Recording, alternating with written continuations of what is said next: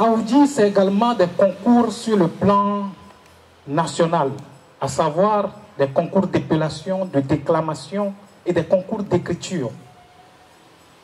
À la tête de ce laborieux chef d'orchestre, nous pouvons citer un jeune doyen qui jeûne pour la littérature togolaise. Il est écrivain poète.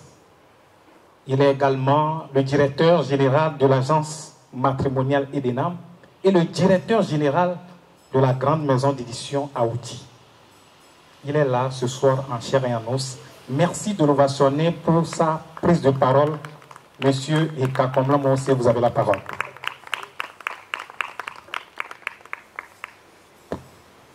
À l'entame de mes propos, je voudrais dire merci au directeur de cet institut qui a bien voulu nous accueillir dans son cadre somptueux pour la cérémonie de lancement de cet événement. Merci à vous aussi qui avez fait le déplacement. Je vois des écrivains, je vois des artistes, je vois des lecteurs. C'est disons, un parterre de personnalités de plusieurs domaines culturels et autres. Merci d'avoir fait le déplacement pour soutenir Eric Amsi dans cette aventure. L'édition Aoudi, comme vous venez de l'entendre, ont été fondées en 2009, dont nous sommes en 14 années bientôt, en janvier. Ce qui me réjouit particulièrement ce soir, c'est qu'entre-temps, une personnalité avait dit que l'Afrique n'a pas d'histoire. Et un bon Africain, on s'était mouvementé. Mais le problème, c'est que quand tu vas sur le net et que tu recherches notre histoire, il y a très peu de traces. Il y a un grand monsieur qui a fait plusieurs années à la télévision. Je suis allé sur le net pour chercher une information sur lui. 10 ans après son décès, c'est comme il n'aurait jamais existé. Donc, nous avons toujours voulu que des gens écrivent. Non pas forcément de la fiction, mais dans tous les domaines donnés, écrivez, laissez des traces, montrez à la postérité qu'il s'est passé des choses avant, pour que vraiment les descendants savent quand même que les aînés avaient fait quelque chose. Et c'est ce qui me réjouit d'Eric Amsi.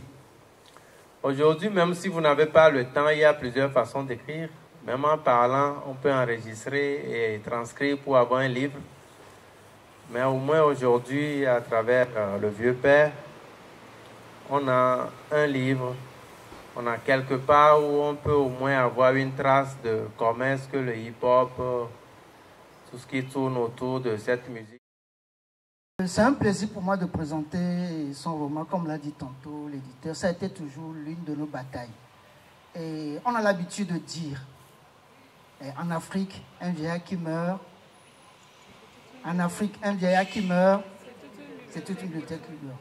Aujourd'hui, ça serait une injure pour nous qu'un vieillard meure dans notre maison et que ce soit notre bibliothèque qui soit brûlée. Parce que nous avons été à l'école, nous savons écrire. Et si le vieillard même ne peut pas écrire, nous pouvons recueillir son témoignage. C'est réjouissant que Eric Amsi, années, c'était lors de mon jubilé avec la sortie de Grain de sable dans le Gary, il était là et mine de rien, on en a discuté. Bon, on s'est en même temps adressé vers l'auditeur. Il a mis l'idée, bon, on l'a encouragé aujourd'hui, Dieu merci, et c'est fait. Et c'est l'occasion, encore une fois, comme l'a dit tantôt l'éditeur et les autres, même si nous-mêmes, nous n'avons pas d'histoire de témoignage à rendre à la postérité, ne serait-ce qu'un vieillard à côté qui possède quand même un lourd bagage, ça serait bien qu'on recueille cette histoire et que ça devienne un jour un ouvrage. Voilà, je ferme la parenthèse là et je reviens à l'ouvrage d'Eric Amsi. Le Vieux Père et la révolution du hip-hop au Togo. J'ai tenté, tâtonné, me suis trompé et ai été trompé. Un artiste n'est pas un homme politique. Il ne tire sa force que de sa création et du rapport à son public. J'ai parfois été une marionnette dans les mains des politiques. Les cartes étaient biseautées. Il n'y avait pas de règle du jeu. On me proposait une fausse paix. J'ai appris que le pouvoir peut tout digérer. Il a l'estomac d'un caïman. Cela aura été mon ultime tentative politique, au risque de sombrer définitivement. Le pouvoir a tenté, en vain, d'engloutir définitivement le HH engagé. Accompagner la rue, oui. Croire en être le représentant politique, non. La nouvelle force politique togolaise n'est pas née. Elle couve dans le peuple. La nouvelle génération HH m'attribue le titre de père fondateur de la nation HH Made in Togo. Belle reconnaissance, la seule qui vaille. Cet extrait, page 105, fait office de notre destination. Nous pouvons maintenant, en toute quiétude, aller acheter notre billet pour embarquer à bord de la machine à remonter le temps. Comme vous pouvez le constater, en lieu et place des habituelles hôtesses, c'est le commandant de bord himself qui nous accueille. Il a la mine sérieuse, le front plissé, un côté du visage éclairé et l'autre assombri, comme pour annoncer que ce voyage dans le temps, auréolé d'un retour vers le futur, va être à la fois enthousiasmant et déprimant. Même son de scratch, parce qu'au hip-hop, on parle de scratch que de cloche. Donc, même son de scratch que son nom, Eric MC, au caractère de même nuance que la passion et le sang. Nous allons nous amuser à un jeu. Point n'est besoin d'être un as du jeu des lettres pour trouver deux mots cachés dans ce patronyme. Il y a merci. En effet, à la lecture de ce livre, on comprend que faire du hip-hop engagé au 228 est un crime passible de censure et de boycott de tout genre. Mais, tout compte fait, on dit merci à Eric MC d'avoir fondé la HH Nation au Togo. Le voilà désormais vieux père de la révolution hip-hop sous nos cieux. Merci beaucoup.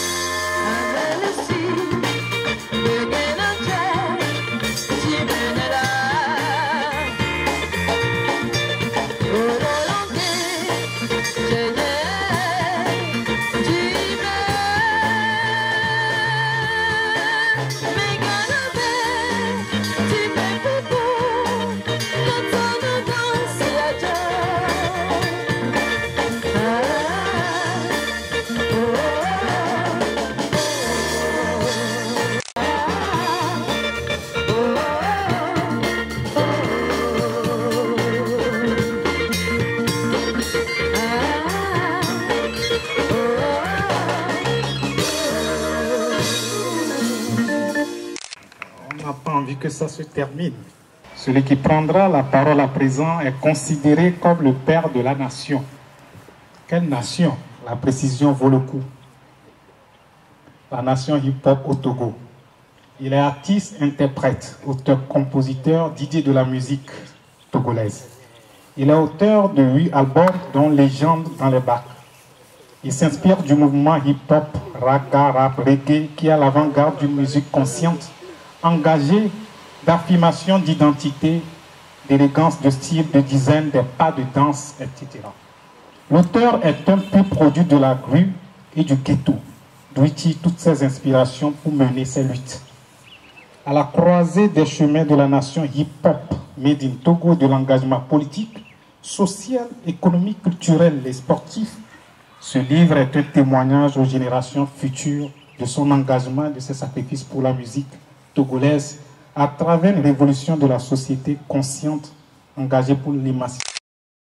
Ce monument du showbiz togolais, j'ai envie de dire ce Thomas Sankara du hip-hop togolais, ce Marcus Garvey de la musique togolaise, cette légende vivante que nous admirons tant et que nous adulons, est là en chair et en os.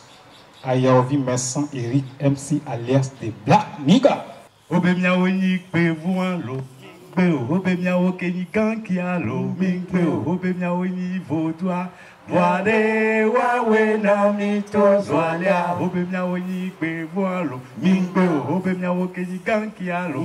Mensa Eric est le nom que ma mère m'a donné à ma naissance pour mon baptême. Le MC c'est le maître de cérémonie, le musical creator, voilà un peu. Et dans les années 70-80, j'habitais dans le quartier résidentiel à Abidjan. Mon père était diplomate, travaillait à l'ambassade britannique et il était aussi le président des Togolais. Mais l'erreur qu'ils ont faite, c'est que j'étais dans une école privée, les Fauvettes, une école où résidaient, où c'était les Blancs, les Libanais, tout ça. On m'a déplacé de cette école pour m'amener à l'EPP. J'avais jamais connu ce qu'on appelait quelqu'un qui a faim. Et j'ai découvert ça dans cette école. Alors j'ai commencé à fuguer. Parce que moi ça m'a plu. Moi j'étais enfermé tout le temps, j'arrivais pas à sortir. Et c'était aussi le moment où le robot était en pleine. Donc il y avait des clashs. Donc quand moi je sortais de l'école, quand je voyais personne venir me chercher, et je continuais dans la rue, j'avais les clashs, les battles. Les clashs, le vainqueur devait se battre. C'est ce qui a emmené le phénomène Louba en Côte d'Ivoire.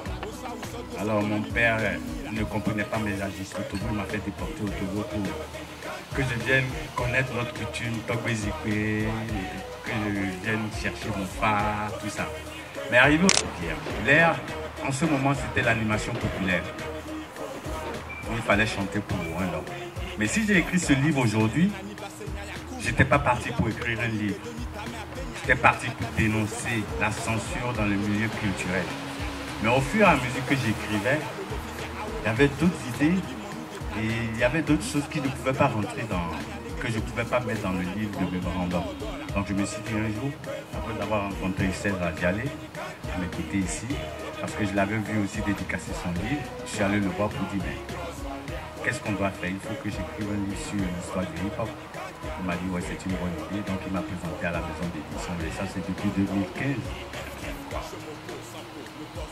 Alors, Adéoussi a fait sortir son livre, de la tradition à la modernité. Je l'ai acheté, je l'ai lu, mais j'ai trouvé des manquements dans le chapitre 14 et 24. Parce que Adéoussi lui-même, je l'avais rencontré en 1989, au lycée de Bénédi, il organisait les récitals avec les groupes musicaux. Donc ce jour-là, j'avais fait une prestation de rap avec un groupe. Et après, on s'est rencontrés, on a eu à discuter. Il est venu nous rendre visite à l'école de rap.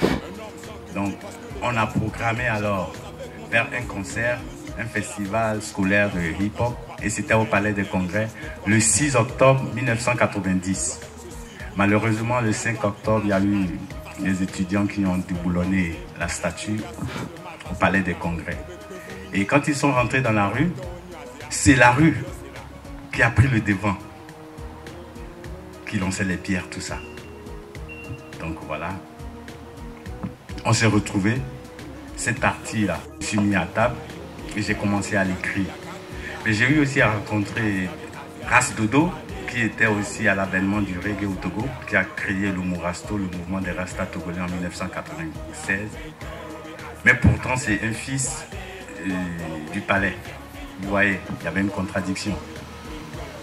Donc, si je veux rentrer dans l'histoire même, il y a eu la censure depuis les années 1970, après l'avènement du coup d'État, tout ça, la mort du président. Donc, le président a fait venir l'animation populaire au Togo. Donc, il y avait deux radios, Radio Lomé, Radio Kara et la chaîne, la télévision nationale.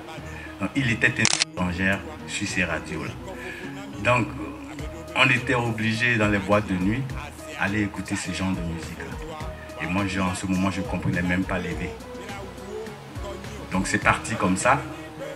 La boîte de nuit Lawa, le DJ Jano Akbabi, qui était l'éclaireur même dans le temps. Ensuite, dans mon quartier où j'habitais, ceux qui sont aujourd'hui vos parents, qui sont mes collègues, mes amis d'enfance, ils aimaient bien ce que je faisais, mais leurs parents n'aimaient pas que je les approchais parce qu'on disait que j'allais les détruire.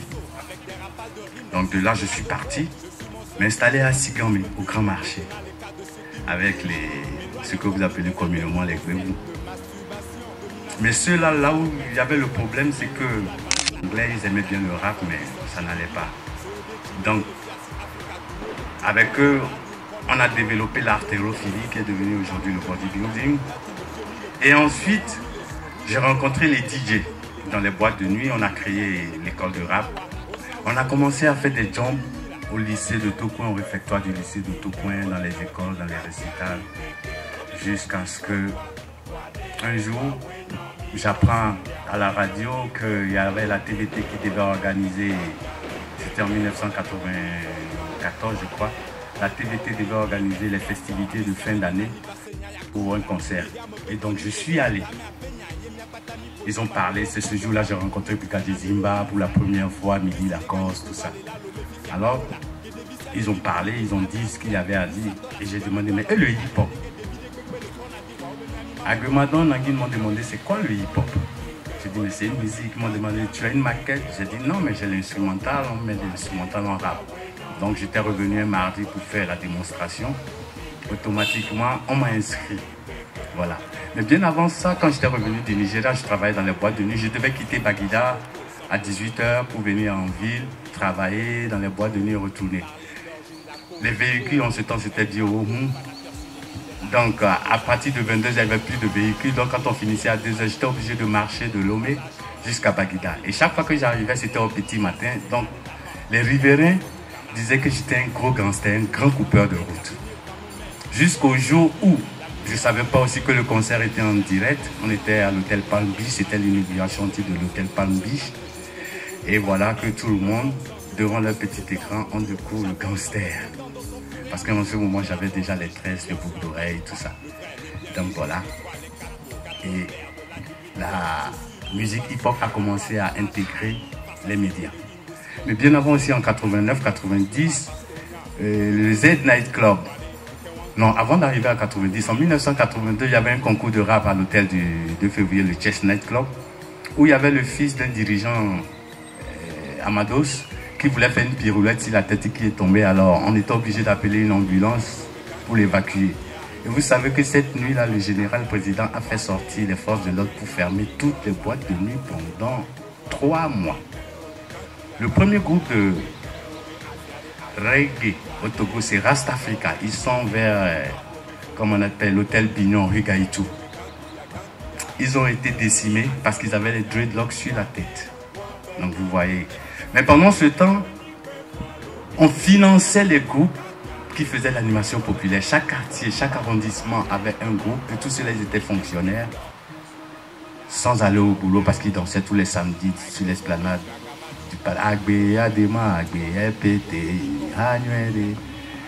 Donc voilà un peu. Donc, dans ma force d'esprit, je me suis dit non, il fallait faire quelque chose. Parce que mes amis d'enfance, les RAS avaient déjà fait sortir tout Sabor à Nyan en Siki en Côte d'Ivoire, qui a fait le tour de l'Afrique. Et c'est le premier groupe africain rap. Vous voyez. Ensuite, le rap est venu au Togo, mais c'est vrai qu'on a eu des obstacles. D'abord, il fallait affronter les Nana Benz par nos styles. Parce que dans le temps, pour être l'enfant bien vu, il fallait porter le mawar, un ensemble fait de pagne. Et en ce moment, nous on achetait les jeans, les Levi's, et on les déchirait.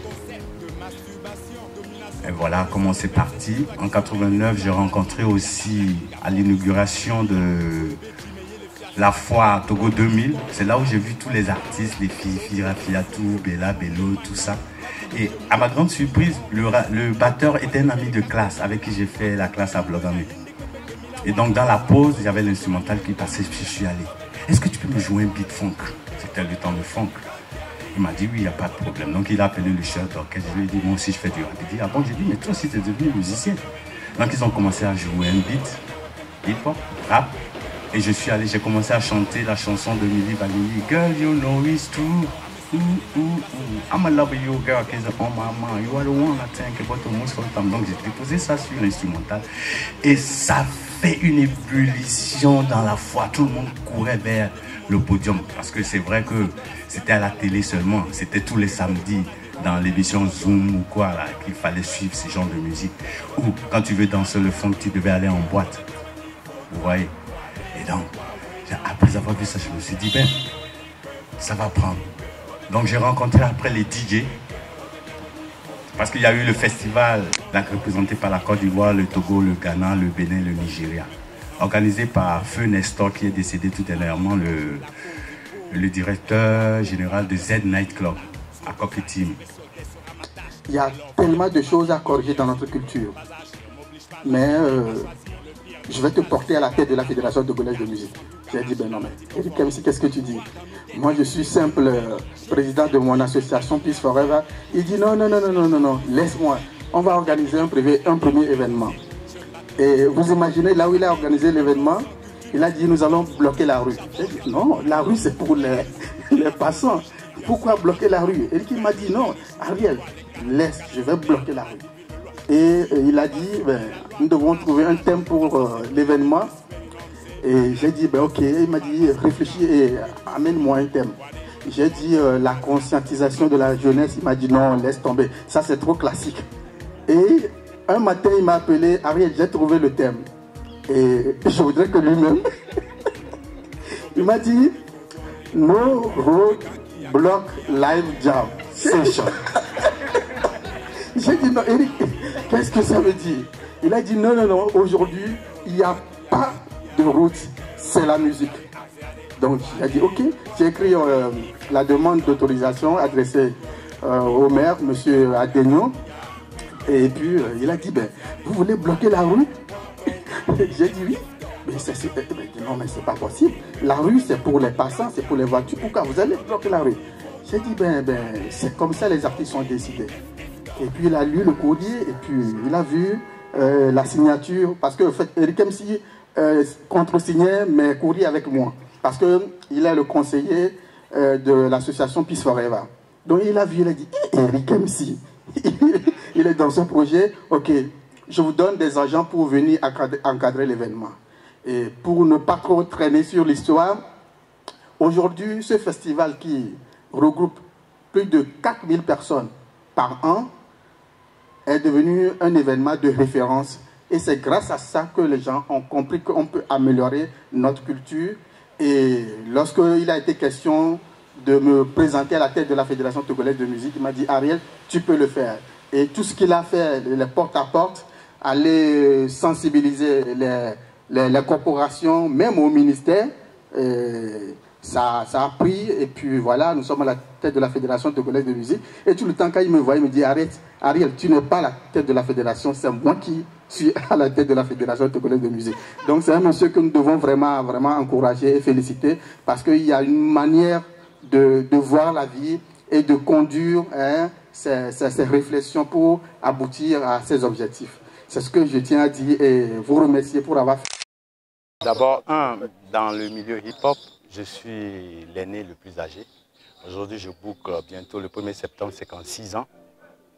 Et le hip-hop, ça a été une révolution d'abord à la base, parce que le rap même, la définition du rap, c'est Revolution of Alter the Population. La révolution d'alterner, de modifier. Donc, avant d'être rappeur, il faut se rébeller d'abord, avant de pouvoir faire la révolution. Donc, si je parle de révolution, c'est parce qu'on a eu des embûches, on a eu à affronter les nanabins, il y a eu des étapes. L'armée, les forces de l'ordre et la dictature pour la liberté d'expression. Alors, qu'est-ce que vous proposez concrètement dans cet ouvrage? Dans cet ouvrage, bon, je suis parti pour dénoncer la censure dans la culture et surtout qu'aujourd'hui, il y a beaucoup de jeunes qui s'adonnent à la culture hip-hop afin qu'ils comprennent comment le hip-hop a pu s'installer au Togo. Parce qu'aux États-Unis aussi, tu as un livre sur la culture, sur le début du hip-hop. Tu vas en Côte d'Ivoire, tu vas en Europe, tout ça, ils ont écrit. Ils ont laissé des récits pour des jeunes aujourd'hui sur le hip-hop. Voilà, pratiquement, ça vous a pris combien de temps pour cet ouvrage? J'ai commencé à écrire en 2015 quand je m'étais annoncé d'être candidat aux élections présidentielles parce que j'avais écrit le mémorandum. Ensuite, j'ai vu que le mémorandum omettait beaucoup de trucs qui se sont passés dans le hip-hop. Alors c'est là que l'idée m'est venue d'écrire le livre. Et quand j'écrivais le livre, il y a eu aussi les polémiques des jeunes qui sont partis, restés en Europe, qui ont commencé à vilipender, à m'insulter. Donc il fallait leur donner l'histoire. Parce qu'ils n'ont jamais connu mon âge. Quand ils sont venus à moi, je me suis rabaissé à eux. Je me suis fait... Donc ils ont cru que j'étais de leur génération, alors que je suis de la génération de leurs parents.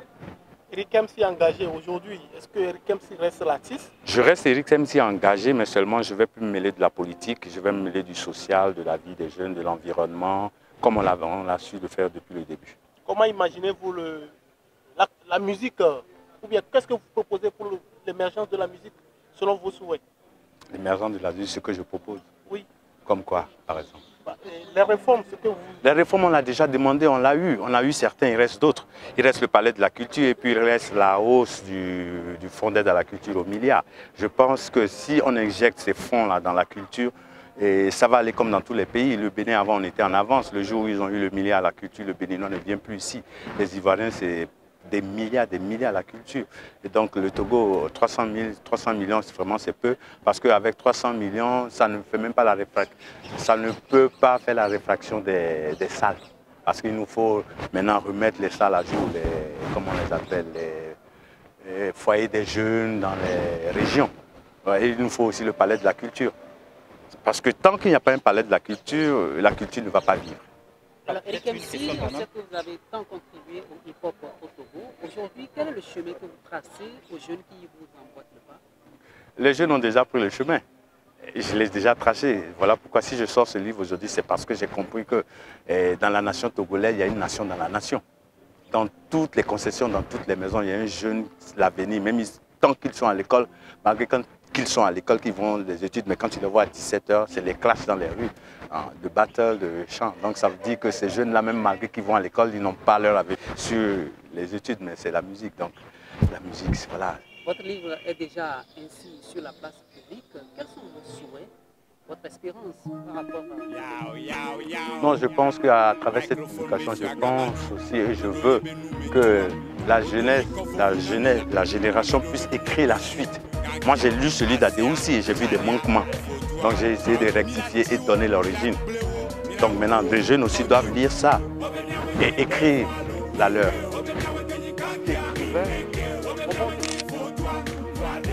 L'écriture, c'est vrai que nous tous on l'a appris à l'école l'alphabet de A à Z, mais je ne m'attendais pas à écrire un livre, mais c'est la force des choses qui a fait qu'il fallait expliquer tout ce qui s'est passé. Les gens n'ont jamais cru que j'ai été censuré.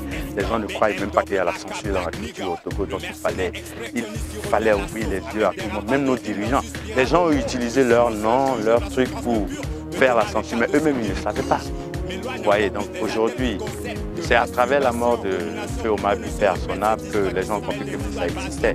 Mais moi, je dénonçais depuis 2003 à 2005. Vous voyez, donc j'espère que tout va être rétabli.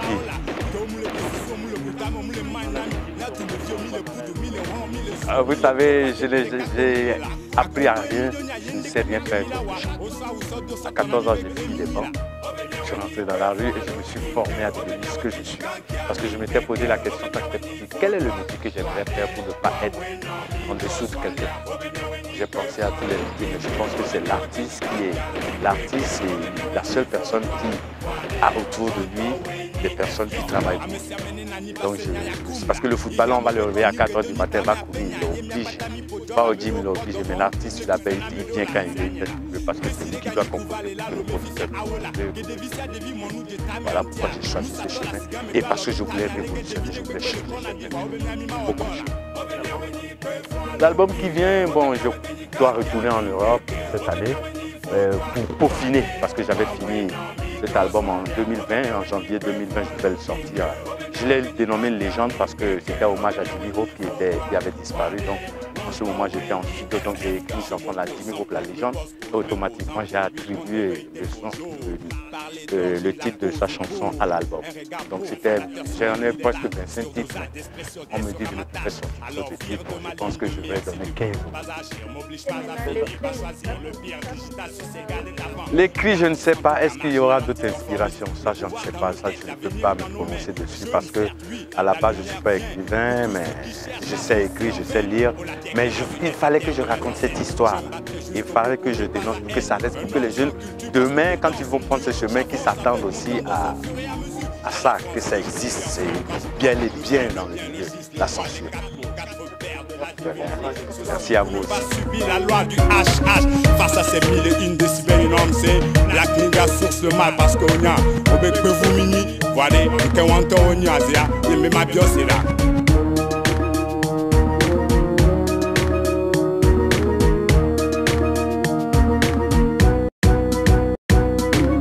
Robe fofore, robe kankia, robe asiare, wale, wawe na mi cross wale, robe fofore, robe kankia, robe asiare, wale.